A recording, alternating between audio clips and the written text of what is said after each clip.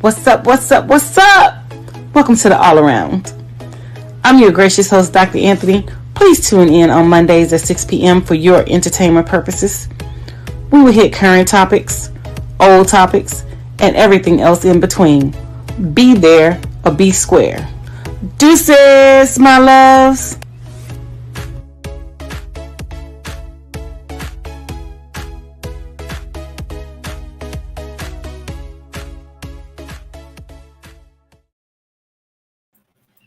Hi, welcome to another great episode of the All Around. I am your gracious host, Dr. Anthony, and we have some very interesting topics that we are going to discuss tonight.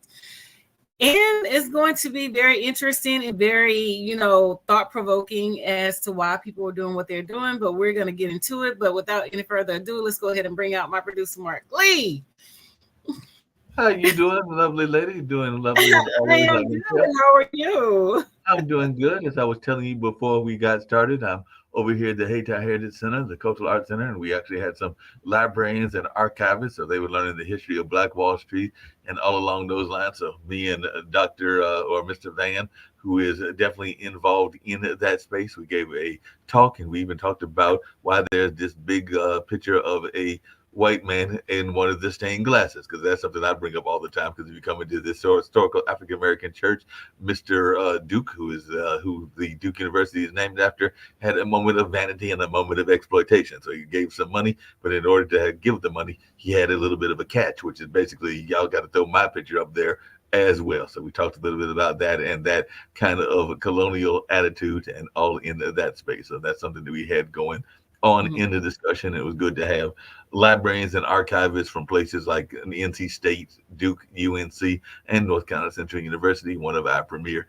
HBCUs. So it was a good discussion. I was glad to participate in that, and we touched on everything from sports, because there were definitely some sports legacies here in this area, to politics, to entertainment, to even the nature of the bourgeois and the black middle class, and a number of other things in that space. So we definitely had a very in-depth conversation, and it was good. Got me to get here a little bit earlier than I usually would be here, but I've been here literally all day, but it's okay.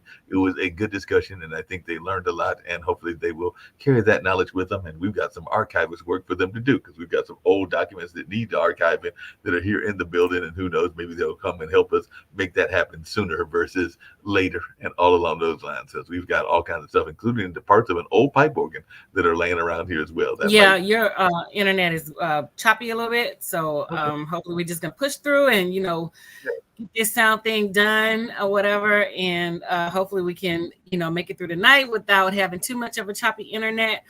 But one of the topics that I wanted to discuss tonight is personal hygiene. So for those of you who are out there in the digital world, a lot of people have been, over the past week, 2 weeks, been in conversation and a person should change their I cannot fathom a person not changing their underwear, and wearing the same thing over and over. It just, in my brain, that just doesn't work, right? It just doesn't work well. But the topic has picked up steam, and it is something that has been discussed, like I said, over the past week or two. Underwear every day, and people are wearing the same underwear over and over, and I'm just like, no, that's not right. But for one, we sweat, and when people say I don't sweat, yes you do. All of us sweat. Even when we wear underwear, we still sweat. When we're laying down, when we're asleep, we still sweat. And so it's just not, hygienic wise, it's just not feasible for a person to wear their underwear every day. I know, especially for that can cause, like yeast infections, bacteria, your pH being thrown off, and also men can catch yeast infections as well. But I'm just trying to, gather my thoughts and wonder why people would think that it is okay for them to wear nasty, dirty, sweaty underwear back to back consecutively more than one time. I'm gonna turn it over to you, Mark. Yeah, I still can't figure it out. Like I said, even during the time when you are by yourself and alone, I would think that you would want to change even during that time. But I do know that there were people, particularly when we were at the heart of the pandemic, that might have been going 2 or 3 days by themselves and with the same things and all along those lines. But if you got a significant other, they probably weren't going for that. I know most of the folks that I know would not be going for that and all along those lines. But you got people that got their ways and their unique ways and all in that space. So I do not quite get it. The only thing I can think of is, and Becca said, if you're ill or you're sick or be in a hospital, then maybe you might have a reason to wear the same. But even that's the hospital gown, and they're going to change the hospital gown on a regular basis. So I'm still trying to figure out when there would be an occasion. And as you just mentioned, a lot of people are out there sweating. They're doing that whole thing of getting around, whether that's going walking, whether that's going jogging, whether that's doing a number of other things during the course of the day and everything. But you got some people that are content with one shower a day, and then you got some other people that they hit the gym and they want to get 2 or 3 during the course of the day. And I would think that you would be changing during that time as well. But these folks have these unique ways. I mean, I can understand you want to conserve on water, 1 shower a day. I can get that, but not changing your underwear or whatever, which whatever makes your boat float. But my thing is, you're not changing your underwear, which is going to cause problems. Like I said, especially for females, being just being clean is just part of and balance and things like that or whatever. And to think that someone would not want to change their underwear, it just behooves me to think people are actually walking around here like that and smelly and things. And that was another conversation that they were also having about not changing the underwear, but also saying that younger women don't know how to properly clean themselves because they stink. And one of the guys was saying that he knows a woman, her personal scent and how clean she is when she takes off her clothes. And he's like, with the older women, he doesn't have to worry about that. But with the younger women smell a certain type of way, and they're, it's just not fresh down there or whatever. And so he was saying that, younger girls, younger women, they don't know how to properly clean.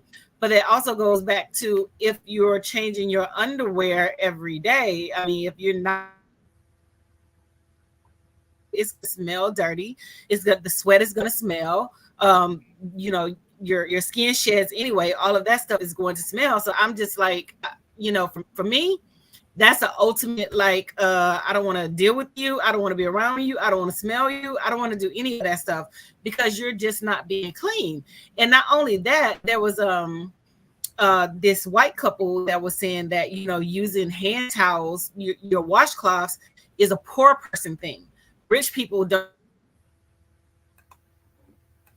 stuff like that. It's something that's done in the lower class community. Well, according to my income, I'm high upper middle class, but I also bathe with washcloths and things like that or whatever. And I also bathe multiple times a day. And I'm going to change my underwear multiple times a day if I have to. If I'm showering, changing, going somewhere, I'm not putting back on the same underwear. That's just icky. It's nasty. But before we go into the video, I want to hear your thoughts. No, a couple of things you were saying. One is definitely, I know some people that are sitting there in that attitude. And, there was a very popular thing that used to exist. And I think it was definitely folks that can afford it and all along those lines. Because I know that I want to say, and maybe you saw a lot of them when you've done your world travels, but a lot of people will say that the bidet is a better way to actually clean yourself, because I do know that a lot of people will even argue that not everybody, and I know you've talked about this even with your school children, but there are some people that will say that there are adults that even don't know how to properly take care of themselves after using the bathroom as well and everything. So that is part of the conversation that goes on with a number of people as well. So some of those bad habits that existed as kids can even spill over into your adult life as well, because that is definitely a conversation that I've heard a number of people have, is having folks, including folks that they are being involved with, that don't know how to properly cleanse themselves. And what you just mentioned is actually fascinating. I remember many years ago, I dated a young lady that was a cleaning woman and all in that space. space. Of course, she dealt with a lot of chemicals in her life because that's part of what cleaning women do and everything. And I can tell you that odors of some of the things that she was using to clean the buildings, and she was cleaning houses as well as other buildings, did seep into her skin. So even something as simple as a kiss, you might find that some of those odors and some of those chemicals were still lingering in the skin and all in that space. And that can be very difficult if you're trying to get with somebody that is in that space. Not knocking people that are in the blue collar works and particularly in the cleaning business, but so not everybody knows how to properly take care of themselves. And it's the same thing that people sometimes complain about talking to people that are smokers, because sometimes that smoke can also be in your system as well. But I just wondered your thoughts about that, because definitely there are a number of folks that are doing work, and some of the times the work comes with them. I mean, I can imagine the truckers probably have that smell of diesel on them and all along those lines. But if women are dating a trucker, that might be something that they are dealing with as well. But I just wanted your thoughts on whether you think that people need to be cognizant of how their work environment. But I mean, work environment also plays a role in your scent, not your personal scent, because everybody has a personal scent, but your skin is the largest organ that we have, and so it's always contracting and accepting and soaking up things. It's like a sponge. So when you have those pores, you can smell like your job, or you can smell like things that you're utilizing to do your job. Right. Yep.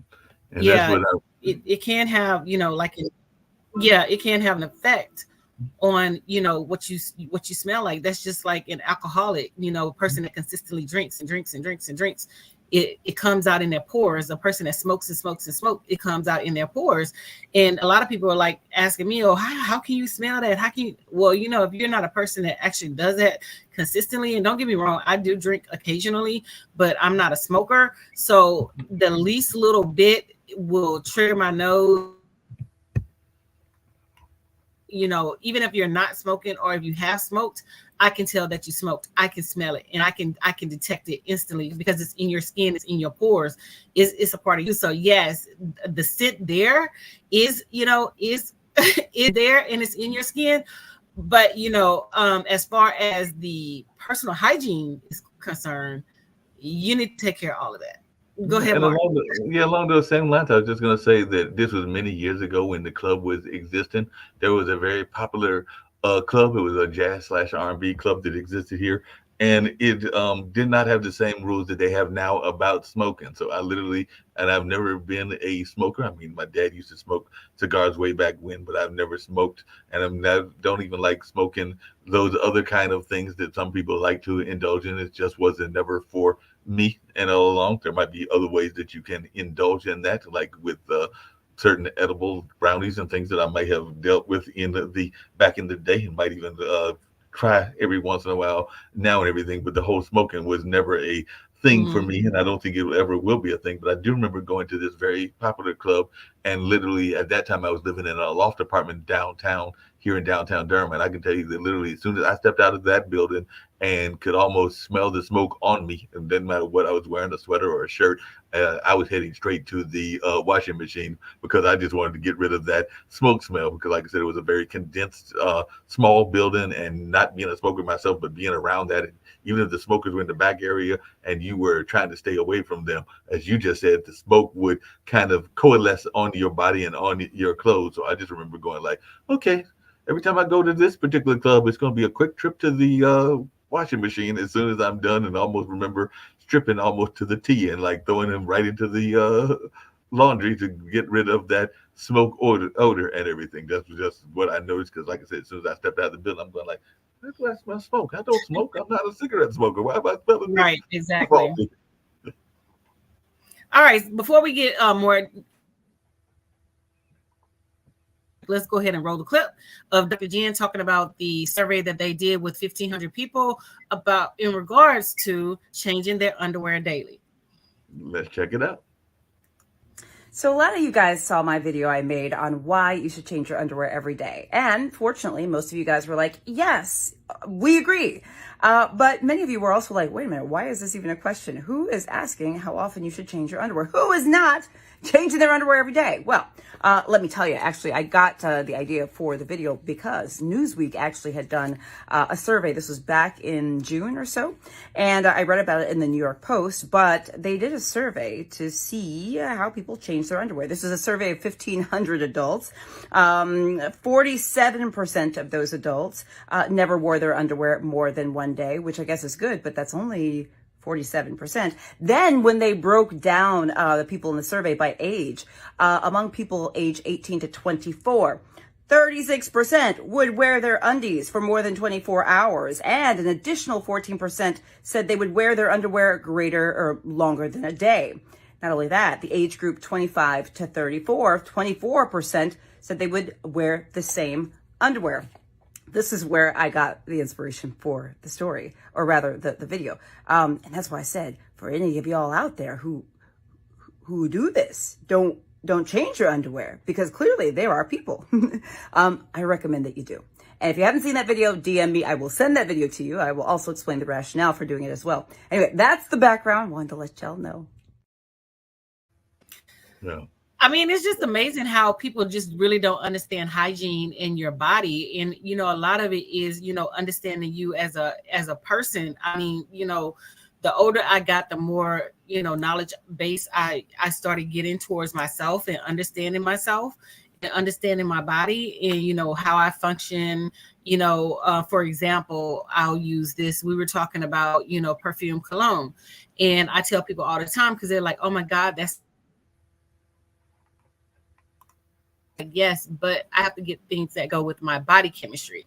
I just can't wear certain stuff. Now I know if it has musk in it and, you know, things along that stuff, I know that it's going to stink on me. The second I start sweating, I start to stink. So I know that I cannot personally wear stuff with musk and all of those types of ingredients. So, and it goes back to, you know, like that personal hygiene. You know, if you sweat a lot, you know, you have to change your clothes. You know, you have to change your undergarment. It gets with your body and the dirt and compound and stuff like that or whatever. You need to change your underwear. You need to change your clothes. I mean, because, for example, we have children that come to school, you know, the high school kids, they like to wear those hoodies. Some of them like to wear the same hoodie every day, and they're not washing their hoodies every day. So you can tell because it smells when they come inside of the classroom. Do we have conversations with them? No, we do not. We refer them to the counselor, and the counselors have conversations with them. But it also goes back to certain things, knowing how to take care of your body, knowing how to do your linen, how to do all of that stuff. And I mean, it's a sad day and age that, you know, we're, you know, I'm like almost 50 and we're having this conversation about people not changing their underwear and people just having personal hygiene problems. Mark, that's a problem. That's a serious problem. And they don't understand how this ties back to education, because when you took home economics, you took you know, a lot of those classes, and you took sex ed, you were taking sex ed, and they how to clean your body, how to maintain, how to do all this stuff. Mark? Yeah, definitely. That's what they should be doing and everything along those lines. I did have another issue, if that's okay, if I could just make a slight pivot, but still dealing with this and everything. But there is a school in Texas, and I've got a short video about it because apparently, speaking of things going on in school, they are headed to a trial because a high school student there in Texas wanted to keep his hair a certain kind of way. You know, we have our unique styles, and it looks like they are heading to trial because the family is claiming that the punishment is a violation of the Crown Act and all along those lines. So if it's okay, I want to play this short video, and then I'd love to hear your thoughts as an educator and all along those lines. But I think it plays into some of the conversations we have about the way that we treat ourselves, and it even plays to what we're talking about with the whole notion of the notion of hygiene and all along those lines, because that is one of the complaints that some people have about certain parts of our hairstyle and all along those lines. So if you don't mind, I wanted to play the video, and then I wanted to hear your comments based on the video and all along those lines. So in this case, we're going to do a share screen, if that's okay with you. Go ahead. Cool. because I think this will be interesting as well. I just found this recently, and let's see what they've got to say and learn more about this particular case involving this particular individual. Hold on. Let me unmute it. That might help. Disciplinary actions for more than 4 months now, all because of his hair. Why me out of everybody in that school? The Barbers Hill District says it's because George's lock hairstyle violates its dress code policy, which limits hair length for boys. But George's family and critics say the move is a violation of the Crown Act, a new Texas law which took effect in September and prohibits race-based hair discrimination. I wrote the Crown Act, I filed it, and it is clear. Locks, bantu knots, twists, braids, wash and goes, blowouts, however you wish to wear your hair, wigs should be accepted. Barbers Hill ISD is stealing his high school experience and breaking the law. A state judge now setting a February trial date to determine if George's punishment is a violation of the law. The family has a real case here, especially given that the authors of the bill really believe that this is a situation where the Crown Act would apply. The outcome of this case will absolutely set a precedent, especially within the state of Texas. George's mother said she was disappointed the judge did not grant a temporary restraining order that would have stopped her son's punishment until the trial. I have a son, 18 years old, that wants to go to school, that wants to get his education, and y'all messing with him. Why? Barbers Hill superintendent telling NBC News in part, the Crown Act says nothing about hair length, adding it was meant to allow braids, locks, or twists, which the district has always allowed. The law was never intended to allow unlimited student expression. In a paid ad that ran earlier this month in the Houston Chronicle, Poole stood behind the district's decisions.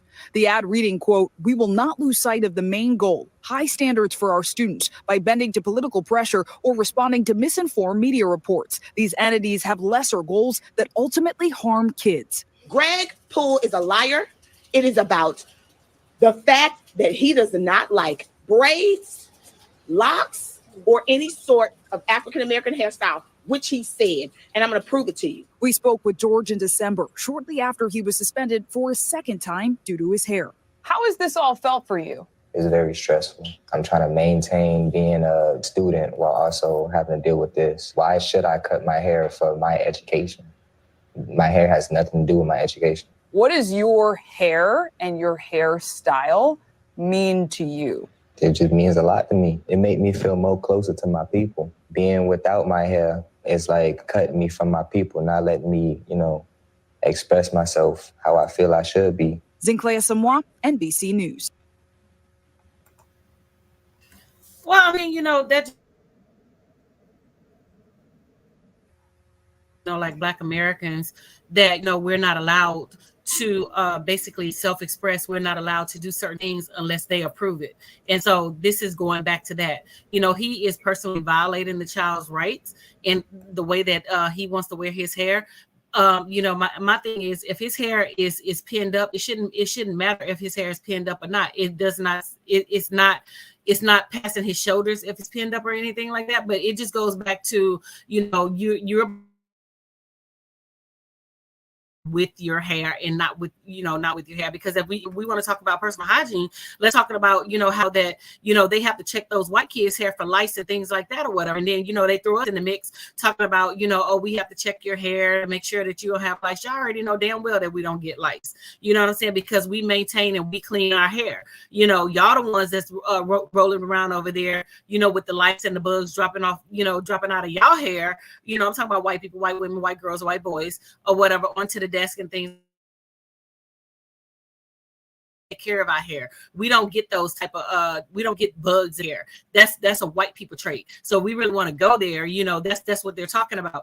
But my thing is, y'all let the white kids come and do self-expression and dye their hair. They walk around gothic and they walk around with like black paint, black fingernail polish, and all of this, and nothing is said. But a young black boy wants to wear his hair in locks. Oh, it's a major problem. You know what I'm saying? And even if he does wear his hair in locks,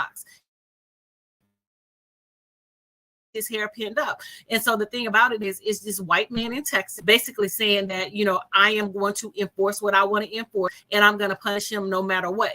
You know what I'm saying? Because we see it every day in the workplace. I had to email my principal, because see, if you would have prepared me for this, I could have gotten all this information for you, because I've already had an experience like this. I had to email my principal where I was telling her that an Asian woman asked me could she touch my hair. And before she stuck her hand in my head and was going and, you know, touching my hair. So, you know, anybody knows that anything about a Black woman, you don't play around with no Black woman hair. You don't touch her hair and things like that. So I had to send off an email explaining to her what had taken place, because it wasn't one, it was like 2 or 3 of them. Oh, Dr. Anthony, your hair is so nice. You know, blase, can I touch it? But before I could respond, you done put your hand in my head. You know what I'm saying? Because you, well, since you Black, I can just do whatever I want to do, and you know, you're not gonna say anything about it, or you don't care. You know, you don't touch me. If we don't have that type of relationship, I don't care who you are. You don't touch me. I'm not touching you. You don't touch me. But it also, like I said, it goes back to that level of control. He wants that level of control. You know, and it's sad that we have to be the ones to, you know, experience, you know, the Crown Act and do this stuff or whatever. But it has always been like that. It's been like that since slavery.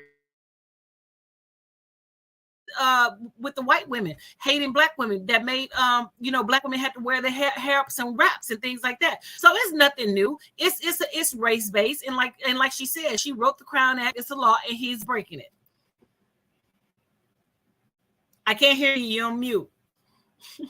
I did have a question for you, because even as tying it back to hygiene and everything, and I'd love to hear your thoughts, because one of the things that I've heard people complaining, I'm not saying it is a correct complaint, but sometimes people will complain about people, and I've got friends that have got locks, that sometimes the locks are not always maintained, and I want to say that there are certain locks that they don't necessarily wash their hair as often and all along those lines. So since we're dealing a little bit with hygiene, I was just wondering your thoughts around that, because that is something that, even though we're proud of it and it's tied to our African heritage, that is one of the complaints that people have around the locks, is the administration of the locks, and whether everybody that has got locks knows how to administer the locks that they have. This gentleman seems like he knows what he's doing, but I have heard a number of people, including in our own community, complain that some people that have locks don't necessarily know how to maintain the locks or even keep them properly cleaned and properly maintained. But I just wondered your thoughts around that, because that is a complaint I've heard even in our own community.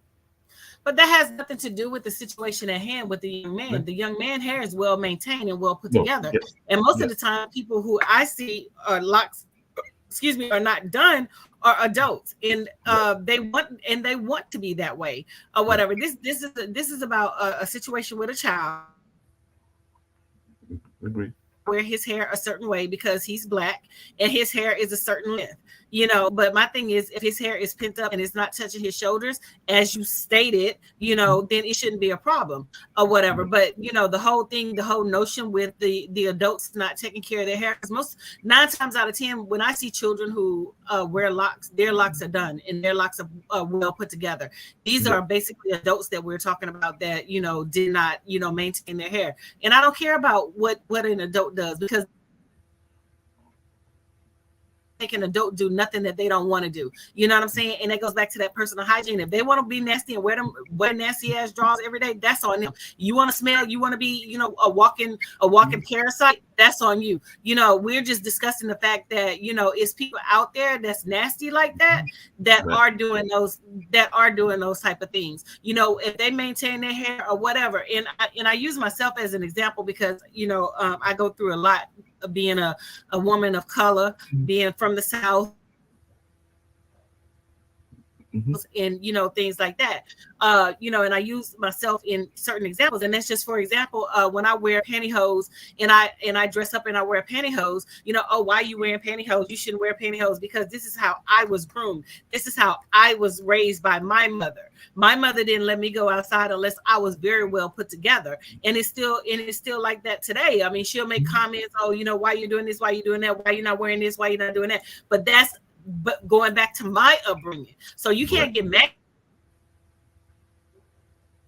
but we can't have conversations surrounding it. But you can't get mad. Just like I can't get mad with them, not washing their ass. That's on you if you want to be dirty, if you want to be fucking, if you want to, like I said, walk around and your pH balance is thrown off and you smell like a fish house. That's on you. But, all we can do is just have conversations around it and try to educate and try to get people to, understand the necessity of, what we're saying. And, like I said, since you brought the conversation, the conversation,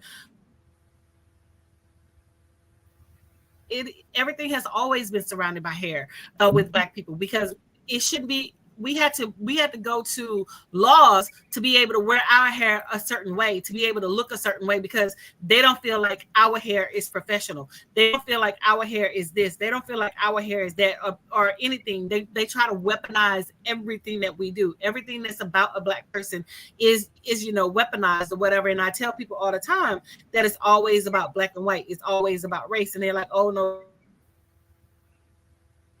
about race, it's never about this. Yes, it is. Everything is rooted in race. Everything, there's underlying issues. Everything is, everything is everything. When Bantu knots, when we were wearing Bantu knots way before Kim Kardashian, decided that she wanted to wear Bantu knots, it was unprofessional, it was unlikable. But the second that her ass put Bantu knots on top of her head, oh, she's in this next thing, to light bread or whatever, light bread, bread. We say light bread in the South. Light bread, so my thing is, if white people don't approve it, then it's a problem. Yep. If they don't, it's good, then it's a problem. Then, it's not where they need to be. That's just like, with Black women, we can't be an introvert. We can't be quiet and not say anything at work. If we don't say anything at work, then we don't like them. If we don't do this, then we don't like them. If we ain't entertaining, then we don't like them. Well, I'm just going to let you know right now that I don't talk to y'all asses when I'm at work. I walk by you just like I just don't see you. You know what I'm saying? Because my thing is, if I don't have a reason to have a conversation with you, I'm just not going to go over and I'm just not going to talk to you. You're not that. I have to feel as if I have to engage you in a conversation, and that's just not happening or whatever. But it's, it's a problem for them because they want to have every ounce of control that they want over a Black person, and especially Black women. They want us to feel a certain way, think a certain way, look a certain way. No, we're not doing that. Those days are over. Little white girl with your little menial, self, go on over there and go play in traffic somewhere. We got woman things that we're handling over here. No, and I've got another serious topic to talk about. With the young man, it's just. Yeah, it's just about a level of control. I'm going to do this because of that, and the length of his hair, and this and the other, and it's about the kid. Well, if it was really about the kid, that kid wouldn't be sitting at home. You know what I'm saying? That kid wouldn't be suspended if it was really about the kid. But hey, that's Texas. That's one of those things, where their hats are big and their lies are big. Speaking of their lives being bigger and everything, it's not surprising that the child. Yeah, it's not surprising that the child is experiencing this, but I'm glad mom is taking it to the whole next level or whatever. So my next suggestion is, since they want to keep him out of day school, make sure they you hit them pockets for night school and their homeschool training. Speaking of that and everything, I did have one other thing I wanted to mention, because she brought it up last year, and I think she's added again. This is a certain lady that is known for saying some crazy stuff and all along those lines, and we've alluded to her before and everything. But Marjorie Taylor Greene is added again. So apparently, because of the notion of what's going on with the immigrants, she is once again calling for a national divorce. So I saw this recently where she was asking for this national divorce between the red and the green states and all along those lines. So I was just wondering your thoughts around this, because apparently she is coming up again and saying that maybe the states that are Republican run should divorce themselves from the rest of the United States. And it sounds like we could be heading toward a civil war and all along those lines. So I just wanted your thoughts, because she's brought this up last like about a year ago, and apparently she's added again, saying that maybe this is something that they need to look at. But I just wanted your thoughts about this notion of a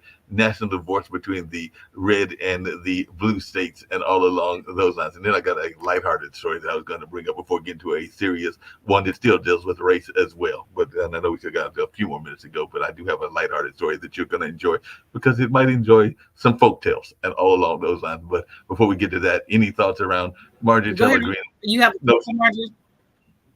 You have a clip for her? I do not. Did you have a clip? Oh no, you're fine. Okay, I was just wanting to know if you had a clip. Okay, so first of all, that goes to show you about a mediocre white woman, who wants to, have herself out there, and an unqualified white woman. She fits the bill. She's the example, And what people fail to realize is even if the red states do divorce themselves from the union, the only people you hurting is yourselves, because those red states depend on those blue states' money. The ones that are ran by Democrats and things like that, those are the ones with the higher money, and that's where the money comes from.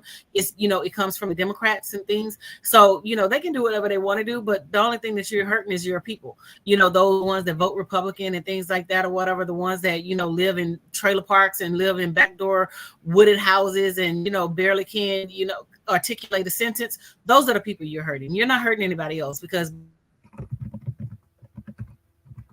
we can make blood from turnip, and we can rub two wood nickels together, and we're always going to survive, and we're always going to be on top. But like I said, the only people that's going to be hurting are the people that vote for those people. Those are the ones that's going to be hurting, because once you divorce the union and leave the union, then you really not going to get no money, because y'all don't pay taxes. All y'all do is cheat. So the bulk of your money come from Democratic-led states. That's where the bulk of the money come from. But again, that just goes qualified, mediocre type white woman is out there, saying some hoopla, and the people are following or whatever. But like they said, most of the Republicans are ignorant anyway. That's why they vote Republican, and that's why they vote the way that they vote, is because they have the lack of understanding, and they have the education part to support any reasoning and rationale, whatever. But it's nothing surprises me with this lady that comes out of her mouth. Yeah. So go ahead and tell me the story so we can. Oh yeah, and this one does have a video and everything, but there is a notion. We're very big into folk tales, and it definitely is part of our culture and all along those lines. And there was a miraculous catch that, if you watched the football games yesterday that determined the Super Bowl and everything, but in the San Francisco game, the receiver that received the last minute catch gave a credit toward a certain bug and all along those lines. And I know you're not big on animals, and particularly not bugs, but I did like this answer, and it definitely plays into Southern tradition and just kind of this notion of what can wish us luck and all along those lines. So I'm gonna play this very quick video of Brandon Ayuk, I believe is his name and everything, and who he credited for the miraculous catch that he got and all along those lines, because I love the way that he credited this particular bug and all along those lines. So I'm going to play this, and then I'd love to hear your thoughts, because folklore is part of our life and all along those lines. So let's check out what happened after this game and who Brandon Ayuk credited. Brandon Ayuk, overjoyed as you should be. Before we get to your massive catch, down 17 at the half, what was said in the locker room, BA? We just wanted to play our ball, play the ball that we knew how. In the first half, we didn't do that at all. Defense came out here in the second half, stood tall, and they just played great. They just did a great job. How about the fact you didn't give up on the ball after it hit the face in the helmet of the cornerback with the Lions? Tell us all about that catch.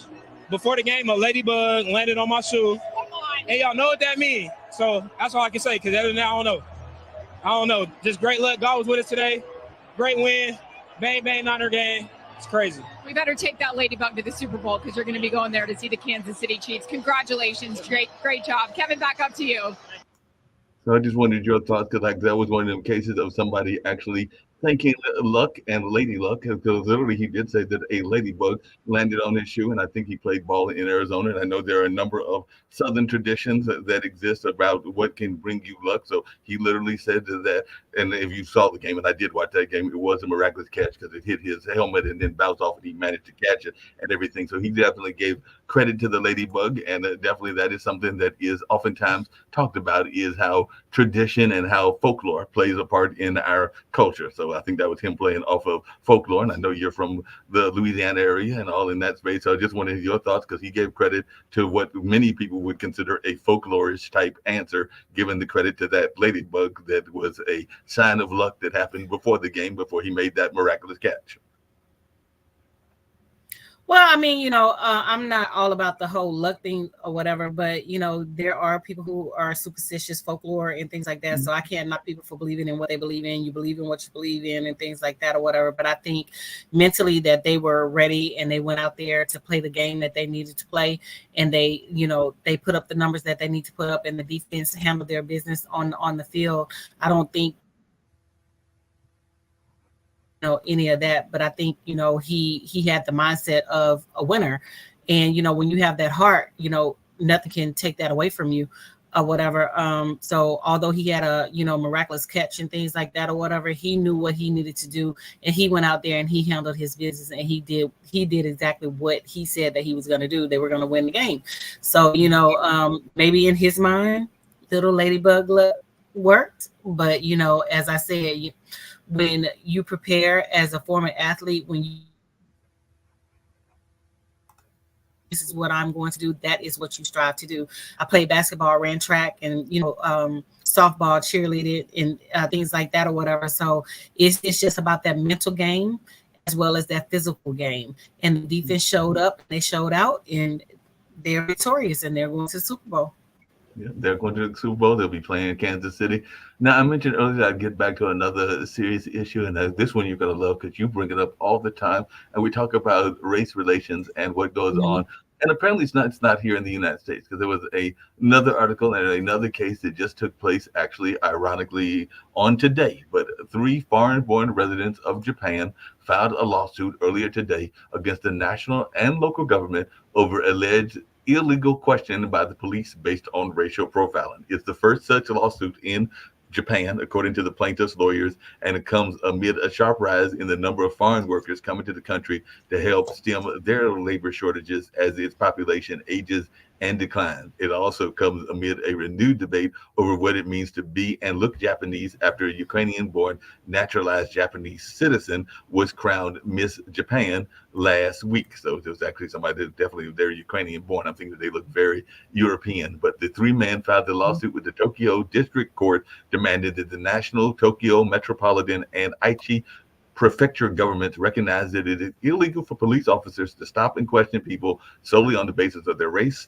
nationality, or ethnicity. The plaintiffs said they have suffered distress from repeated police questioning based on their appearance and ethnicity, which they say is a violation of their constitution, the Constitution of Japan and everything. So I just wondered, because I know you oftentimes talk about how this isn't just something that goes on here, but it also goes on in other parts of the world as well. So definitely it looks like they are facing a lawsuit over some racial profiling, and the lawsuit is seeking 3 million yen, which is about $20,250 in damages for each plaintiff. And Maurice, an American who did not provide his surname, said he hopes to raise awareness of the issue among Japanese people and make life easier for others. I want them, Japanese people, to understand that this is an everyday occurrence, it's an everyday thing, and that we have to do something to prevent that. So I just wanted your take on this particular notion of what's going on. And I do have a picture of some of the folks that are filing the suit and all along those lines. As a matter of fact, definitely I'll try to pull that up just so we can take a look at them. See the picture? Yes, we can definitely bring the picture up so you can see. One of them definitely looks of Asian descent, but 2 of the others definitely look like brothers. And these are folks that are there in Japan and all along those lines. So these are the folks that are part of the suit and all along those lines. So I just wanted your take, as apparently they're saying, hey, this whole notion of profiling doesn't just happen here, but the fine folks in Japan are guilty of it as well. So those 3 individuals, I believe, are the ones that are the ones behind this particular suit. But any thoughts about racial profiling, not just here in the United States, but throughout the world? Well, racial profiling happens everywhere. And, and these 3 people clearly are not from Japan. But my thing is, you're in a foreign country, you migrated there. So it's just like here, when foreigners come here and they demand that, we bend laws and we change laws for them based off of, them being foreigners or whatever. I'm not saying that racial profiling is right, but you are in Japan, so you can't just go over there and demand that people make changes based off of, your color and this, that, and the other, and it goes back to, all these world travelers. Because I wanted to bring that up to the Passport Brothers, the world travelers. You can't just go to somebody's country and just demand that these people do whatever. That's just like, for example, Otto Warmbacher, the young man who was killed when he went to North Korea, and they had already told you not to do certain stuff, but you being white and you thinking that, your whiteness is going to apply to wherever you go, you got your ass hemmed up. You got killed as a casualty of, a prisoner, because you did not do what you were told. And, it's just the same thing. You're in a foreign country. And I would be surprised if they even get, some type of compensation or whatever, because you're in their country and, you have. And that's just like the lady from Texas who was in Dubai, who got arrested for raising her voice at the gentleman in Dubai, and I'm just like, you cannot go to these people countries and expect the same treatment that you get in the US. Yes, you have rights in the US. Yes, you can make demands, you can bring lawsuits and things like that. Yes, you can do all this stuff, but when you're going to other people's countries, you have to be respectful of their laws. Before I go to a country, Mark, certain things, when I'm looking to travel to certain countries, and if I feel like, that's not the country that I need to be in, I'm not taking my Black woman ass over there, because I already know a lot of people don't like Black women. They think we're loud. They think we're ignorant. And, a lot of things are against us. And I am not putting myself in a situation where I'm like that. You know what I'm saying? So my thing is, whenever you're in those countries and whenever you decide that you want to reside in those countries, just know that you have to. Here, everything is not applicable, because we know we got one for the rich, one for the filthy rich, and one for everybody else. So you just have to take that keep that in the mindset of when you're migrating to these different countries, because I know that's a thing now. Like everybody is like, I'm leaving America, I want to do this, I want to do that. More power to you. I'm staying right here. I'm American. I love being in America. I'm gonna talk about what I need to talk about, but I'm not giving up my citizenship to go. Yeah, I'm not giving them. A lot of times people don't tell you that, you're limited in terms of your power, in terms of the law, and things that you can do and things that you can say. Because a lot of countries, you can't even speak out against the government. Take Russia, for example. You can't even speak out against the government. So my thing is, just keep that in mind, when you're traveling, when you're going to these places, that, hey, this may not be the place like you grew up with. The laws are not the same. The laws are not applicable. So it would be very interesting to see how this plays out. And we need to back up on it again. But since you brought, travel into it, I wanted to make note of, the Passport Brothers. So now they're saying that, going to these South American countries where, the men are finding women on dating apps and meeting the women, trying to, hook up and, going for the sex experience or whatever. It is not a good idea to travel to these countries to do that. In the news on social media, a lot of the Passport Brothers and a lot of passport people have sex with these women are getting killed. They're getting robbed. They're getting beaten. A lot of things are happening to these people to think that they're going to go over there and go to bodegas and, all of those things where, you can go and have sex with young people, and they're setting them up. They're inviting them back to their houses. They're inviting them back to wherever, and they're being killed and they're being set up. And so my thing is, that's another thing. You need to be aware of what you're doing and aware of your surroundings and aware of I've already said, if you're coming to the country to, you know, tour for regular tourism, we welcome you. If you're coming to the country for sexism and tourism with sexual relations, don't come over here for that, because it's no guarantee that you're going to live to see another day. It's no guarantee that you're going to live to see that night. It's no guarantee of what might not happen to you. Mark?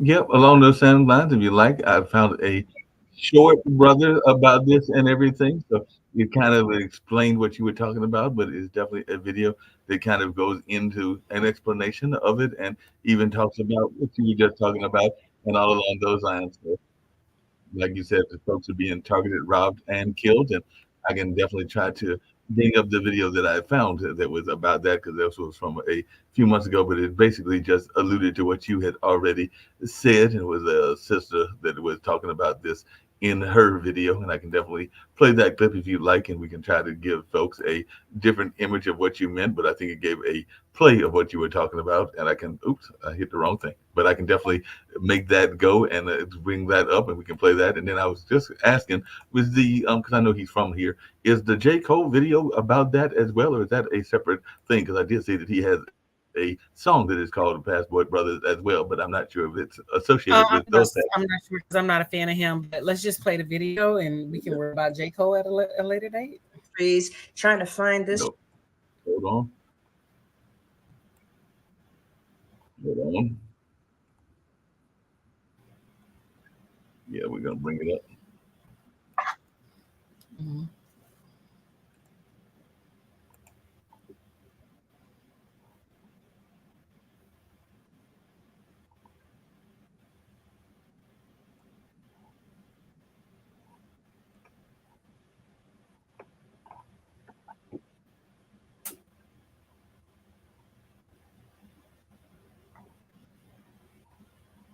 Okay, hold on.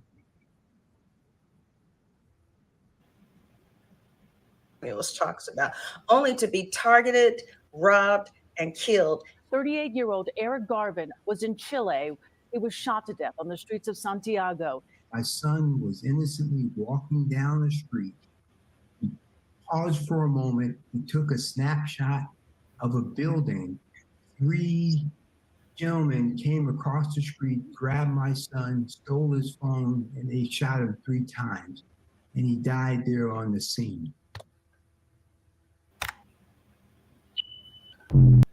So that was a personal example of one of those passports and one of the experiences that they had. And that was a gentleman who was talking about what happened to his son and what happened when his son got picked up. And like I said, is no longer here on the planet anymore, and all along those lines. So that was an example of what you were talking about in that space. So that's one that I just found that was an example and everything. Since we started on the topic of hygiene, I think we'd end on the topic of hygiene as well. So one of the things that I know people are oftentimes curious about, and I'd love to hear your thoughts about it, is definitely we know that not changing your underwear, particularly if you're wearing the same thing for weeks on end, that is just plain disgusting. There is no doubt about that and everything. But some people will say that that is not problematic, but that they can get away with wearing the same shirt or the same jeans or the same pants or a number of other things multiple times and all along those lines. So that's more of a outer clothes versus the inner clothes, which we know the underwear and the bra and a number of other things are in that space. But I'm just wondering, since we started off with hygiene, maybe we'll end with hygiene as well. Your thoughts around that, and whether, if you're like me, sometimes I get overly happy with the laundromat, and well, not the laundromat because I have a washing machine, and sometimes I get overly happy and might even do it 3 or 4 times in the course of a week and everything. But that's just because I might get a little bit happy, even though that probably is a waste of water. And all in that space. But I just wanted your thoughts, because I do know some people that are perfectly content with maybe only doing wash once every 2 or 3 weeks and everything along those lines. But I just wondered your thoughts around that. Since we started with hygiene, maybe we'll end with hygiene. Well, I mean, you know, my thing back up on the Passport Brothers on a later date on the next show. But my thing is with the hygiene, whatever makes your boat float. But, you know, wearing the same stuff over and over, again, your body, you know, emits, you know, sweat. Even though when you think you're not sweating, you're still sweating. Your skin is your largest organ. You know, you're losing skin. You shed skin just like a snake. You shed skin just, you know, and things like that or whatever. So, like I said, whatever makes your boat float is what makes your boat float. But you can't get mad when people people call you what's his name, Linus, with the one with the Linus dirt with the flying off, blanket. yeah, blanket or whatever. You know, you can't get upset because these are things that you're doing. These are things that you're putting out there because you're not taking a bath every day. You're not changing your clothes every day. And so you can't get mad if someone says that, you know, your hygiene is not the best, or, you know, I don't want to be around you. And that's just like, you know, people who have halitosis. And if you don't know what that is, you know, bad breath, you know, bad dental hygiene. Somebody face talking, but your breath is always stinky. So, you know, that goes along that line. You know, I don't want you in my face if your breath is stinky and you don't know how to take care of your mouth, because apparently something is wrong. You know, you got some gut issues going on, or you got something that's going on that's causing you to have, you know, that severity of, you know, bad breath. And it goes back to, you know, that personal hygiene. So, you know, you can't get upset if somebody is calling you dragon because your breath stinks, or somebody is calling and you're stinky, because this is a choice that you made. And as a grown-up, or, you know, someone who's entering into adulthood, is no reason why you should be wearing the same clothes over and over, unless you just literally don't have it. But I don't think that's it. But, you know, just poor hygiene is just, you know, it's just not acceptable. Can I link the two together, since we talked about that and you mentioned the Passport Brothers? I know that there are some people that like their women and their sisters from foreign countries, and part of it is that they think that they are a little bit more liberal in their viewpoints about certain things, including cleanliness and hygiene. So I do know that there are some brothers and even some sisters that will say that they like to date Latin women, or even the women from Africa, or men from Africa, if they are women that are in the dating pool and all along those lines. But they are saying that they are more liberal, and they are not as much on the principles that we've been talking about on this particular show with hygiene, because they do feel that certain countries are a little bit more liberal. And part of that is the nature of those countries, because if you don't have the same kind of plumbing and some kind of amenities that we have, you may not be doing it as much if you're in poorer parts of the world. But I have heard people that say that they like to date folks that are quote unquote passport people because of the exotic nature, but also because they feel that they are a little bit more liberal in some of these conversation points that we've been talking about today. So I'm just wondering, and I know we've only got a few minutes, your thoughts around that, because I've heard a number of people that have been like, look, I'm going to get me some Brazilian woman. I'm going to get me somebody from Nigeria or Ghana, because they are a little bit more forgiven versus the sisters and all along those lines. Not saying that that's something that I'm searching for in my life, but there are people that are out there in that kind of attitude. But I just wanted your take on that, because some people will be like, well, they're a lot more liberal. They don't care as much if I don't quite do the same as what the sisters want. Well, you know what? I'm just going to put it to you like this, Mark. Whatever makes your boat float. If that's what you want to dirty somebody. But this sister over here is not tolerating that. You're gonna wash your body, you're gonna wash your clothes, you're gonna wash all that stuff, because I'm not dealing with no smelly man and you wearing the same clothes over and over, and you don't know how to cleanse yourself. Because if you don't cleanse yourself, then that means that, you know, when you're, you know, intimate or whatever, that means that you're dirty and you're being intimate, which can throw off my pH balance or whatever, and we ain't doing that. So whatever makes your boat float, if that's what y'all want to do, y'all can. I'm not doing it.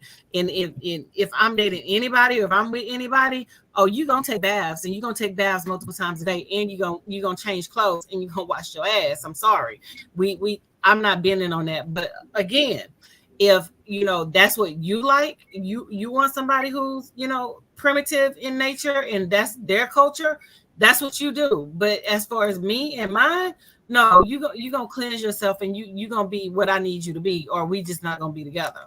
And no, I agree with you, and I like that kind of attitude. I think that's a great attitude to have. And like I said, I'm not above showers 2 or 3 times a day, and definitely depending on how fast you are and all along those lines. I forgot to tell you, and you can't tell now because it's actually behind me and all along those lines. But when I did the presentation earlier today, I was actually, and you'll be proud to know this, Dr. Anthony. I was actually suited up. So even my coworkers were like, hey, Mark can clean up nicely when he has to and all along those lines. Because right now I've got the sweater that was underneath as part of like the cold weather that we're having here today and everything. But I do still have the slacks on and I had the suit to go with it. So I was actually in the whole suit outfit. So I was actually suited up for the presentation because when I got up this morning, to your point, I was like, hey, this is a presentation. I can't be just going like any old Johnny way. I got to be impressive since I'm representing both the Cultural Arts Center and also representing the Lee Entertainment brand and the Pod TV brand as well. So I figured I needed to represent and not just coming in any old kind of way. So I did come suited up, and as they like to say, I cleaned up nicely. At least that's what my coworkers said, and all in that space. So I know we're getting ready to wrap up, but just want to let you know. Yeah, definitely. You know, like I said, whatever makes your boat float. You know what I'm saying? If that's part of your culture, that's part of your culture. But you know, I am not going to be, you know, engrossed in what you have going on. That's with your culture, you know, and that's why I tell people, you know, you always have to date in your lane or whatever. Date according to your culture, date according to, you know, like your likes, your dislikes, date according to, you know, common things that you don't have in common. You know, it's about being equally yoked. And if you know that you're dating a woman and she doesn't tolerate that, don't think that woman is going to change for you, because she's not, and vice versa, you know. So like I said, if it's cultural or whatever, that's on y'all. I'm not jumping into your culture. I don't want to be in your culture. I'm American, I'm Louisianian, and I'm good with what I've been, you know, reared with and raised with, like that or whatever. But as far as, you know, that I'm not taking no bath and, you know, not using no deodorant and things like that, y'all can kick rocks with that, because it's not happening over here. But you know, the clock on the wall says that's all, Mark, and we can pick up with it next week. And we'll also touch back on the Passport Brothers and, you know, different cultural practices and all of that, like Mark said, all of that nature and things like that or whatever. So we'll be a little bit more prepared with the whole, you know, touching Black women and you know, expect Black women to perform and be engrossed in the conversation, even though she doesn't even want to be in the conversation. So with that being said, the clock on the wall says this all, and we will hit you guys up next week. Make sure you tune in, click like and share, and let's get those numbers up.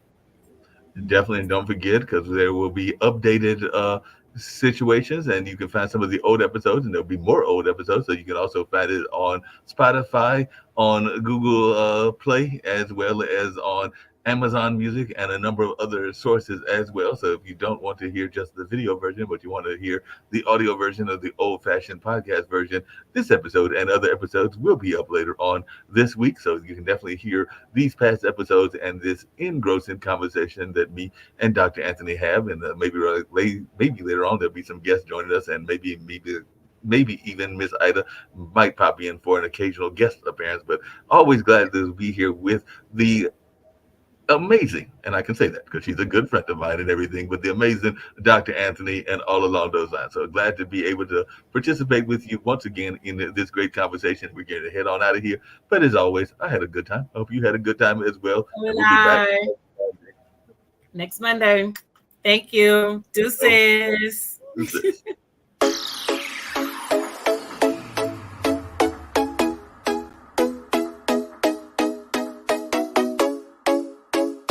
What's up? What's up? What's up? Welcome to the All Around. I'm your gracious host, Dr. Anthony. Please tune in on Mondays at 6 p.m. for your entertainment purposes. We will hit current topics, old topics, and everything else in between. Be there or be square. Deuces, my loves.